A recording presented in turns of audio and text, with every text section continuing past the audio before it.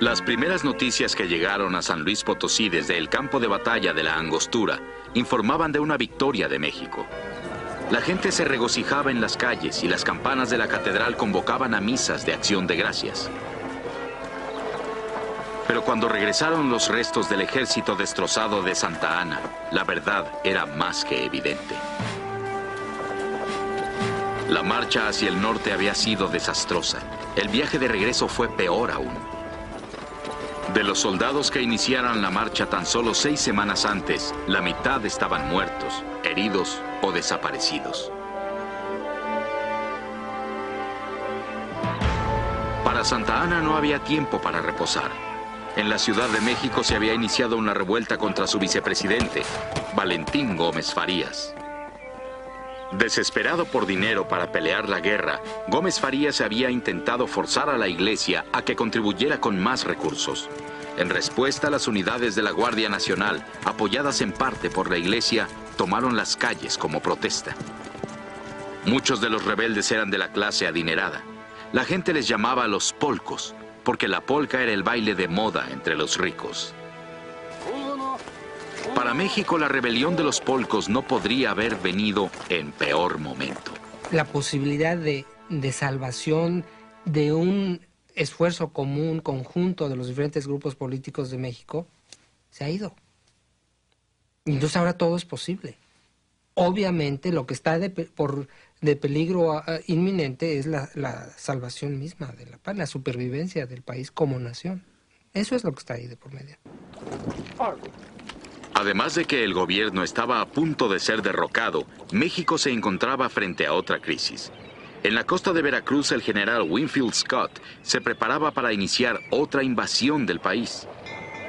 10,000 soldados de Estados Unidos divisaban la playa ansiosamente.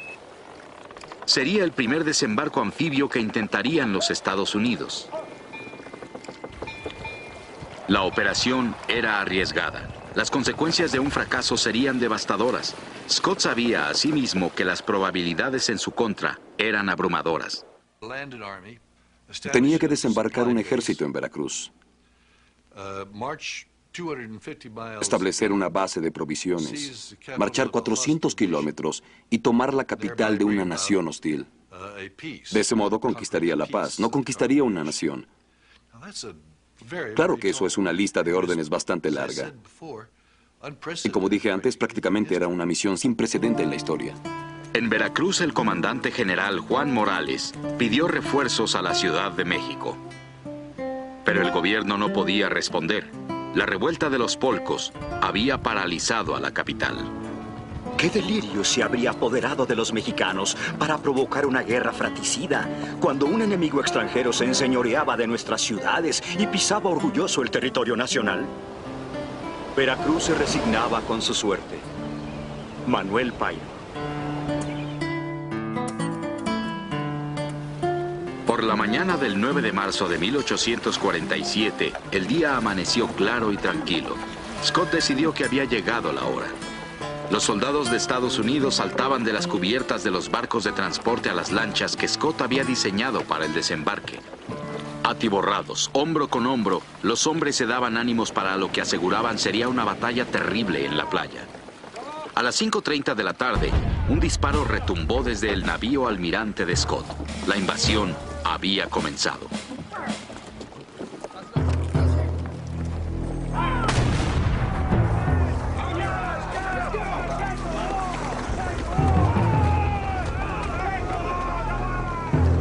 Muy pronto los primeros soldados estadounidenses aparecieron sobre las olas y desembarcaron en la playa.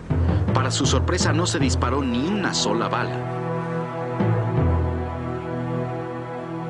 El general Morales y sus tropas permanecieron tras las gruesas murallas fortificadas de Veracruz, rogando aguantar hasta que llegaran refuerzos.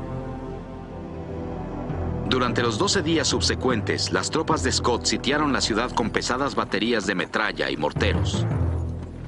El 22 de marzo, Scott envió un ultimátum al general Morales. Morales se rehusó a capitular.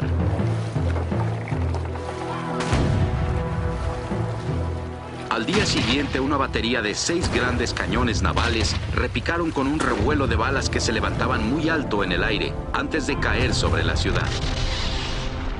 Las armas habían sido dispuestas por un ingeniero militar de 40 años de edad, originario de Virginia y de nombre Robert E. Lee. Los cañonazos disparados desde nuestra batería eran descargas constantes y regulares, tan bellas al volar y tan destructoras al caer. Fue horrible. Mi corazón sangraba por la población. Los soldados no me importaban tanto, pero era terrible pensar en las mujeres y en los niños. El bombardeo continuaba día y noche. Por todos lados ardían mortíferos incendios. El hospital de cirugía que está situado en el convento de Santo Domingo sufre con el fuego. En el momento en que se opera a un herido, la explosión de una bomba apaga las luces. Cuando se encienden de nuevo, se halla al paciente despedazado y otros muchos heridos o muertos. José María Castillo Velasco.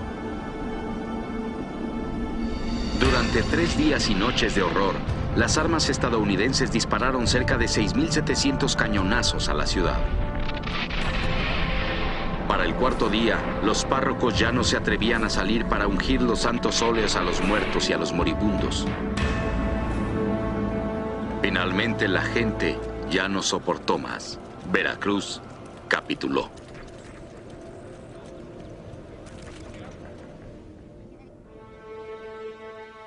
En la Ciudad de México, la prensa satírica criticaba al gobierno y a la incapacidad del ejército para repeler la invasión de los estadounidenses. La capital seguía aturdida por la revuelta de los polcos. Una vez más sería Santa Anna quien lograra unificar temporalmente al liderazgo dividido del país. El presidente prometió proteger a la iglesia de sus enemigos en el gobierno, a cambio de que ésta le extendiera un préstamo para contribuir al financiamiento de la guerra. El académico y político José Fernando Ramírez criticó el préstamo de la iglesia como demasiado escaso y demasiado tarde. Con esta suma se habrían rescatado infaliblemente 2 meses antes, salvando a Veracruz y nuestra nacionalidad, a la vez que habrían ahorrado los 300,000 pesos que emplearon en una guerra civil que tanto nos va a costar. Para entonces, Santa Anna se enfrentaba a una amenaza adicional y aún más seria. El general Winfield Scott y su ejército pronto estarían marchando hacia la capital. El 2 de abril, con una muchedumbre deseándoles buena ventura por las calles, Santa Anna y 6,000 tropas abandonaron la Ciudad de México. Antes de su partida, Santa Anna emitió una proclamación pública, palabras con las que esperaba unir a la nación de una vez por todas. Mexicanos, Veracruz clama venganza. Seguidme y lavemos las máculas de su deshonra. Para nuestra vergüenza se dice que, con nuestros interminables desacuerdos, nosotros mismos sembramos el germen de este deplorable infortunio. Mexicanos, la causa de la nación es infinitamente justa, aunque Dios parezca habernos abandonado. La hora del sacrificio ha sonado. Vuestro destino es el destino de la nación. El destino de ella no está en manos de los norteamericanos, sino en las vuestras.